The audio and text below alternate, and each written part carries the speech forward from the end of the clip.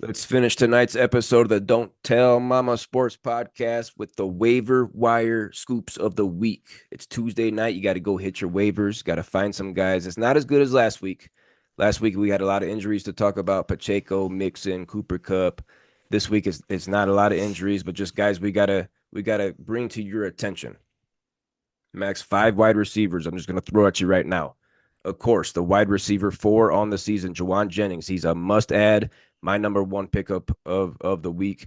11 catches for a buck 75 and 3 tutties last week.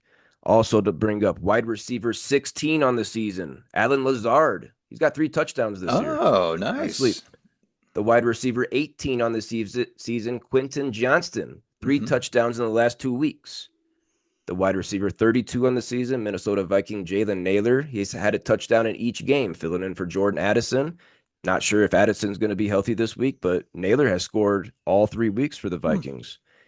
Last wide receiver 35 on the year, Atlanta Falcon Darnell Mooney, one of Bobby Gard's favorite wide receivers.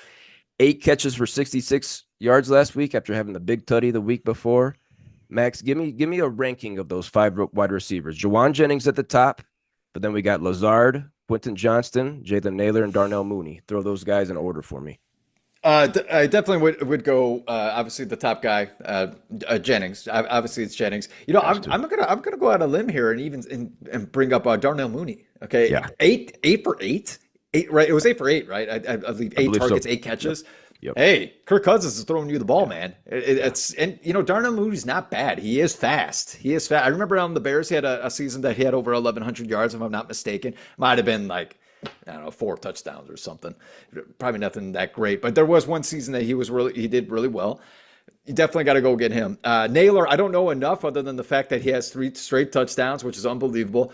I still think Sam Darnold is a queef. Okay, so I feel like they're going to come down to earth very soon. So I'm not jumping out of his seat about Naylor.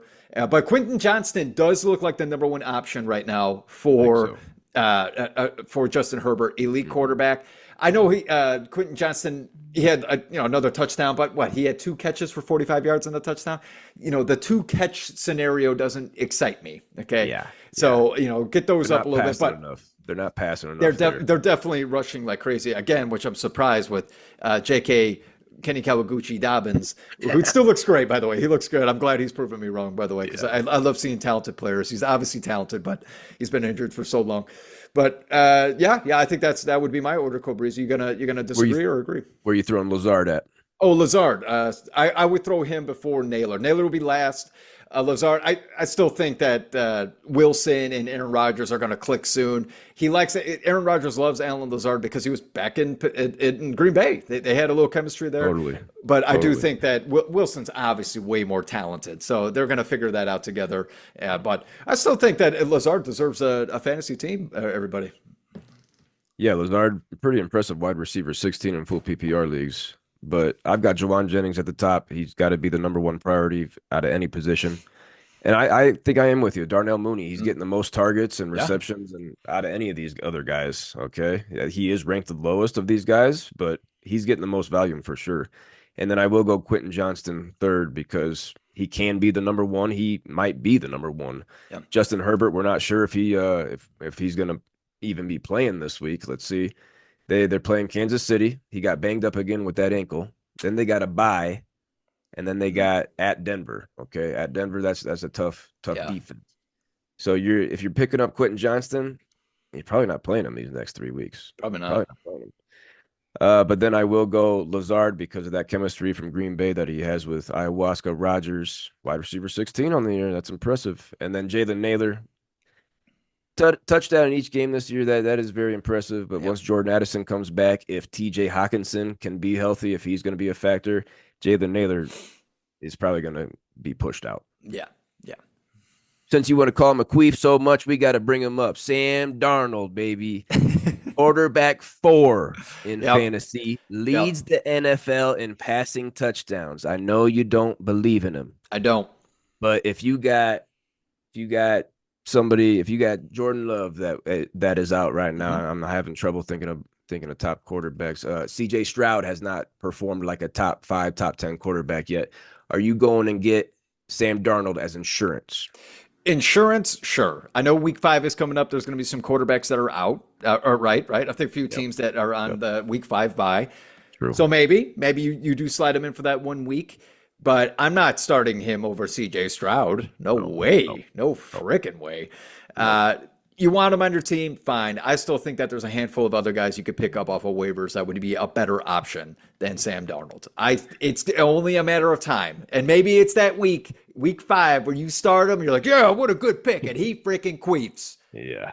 It's coming. It's coming. Leads the NFL in passing touchdowns through 3 weeks. That's We'll give him impressive. that, though. Good job for the first 3 weeks.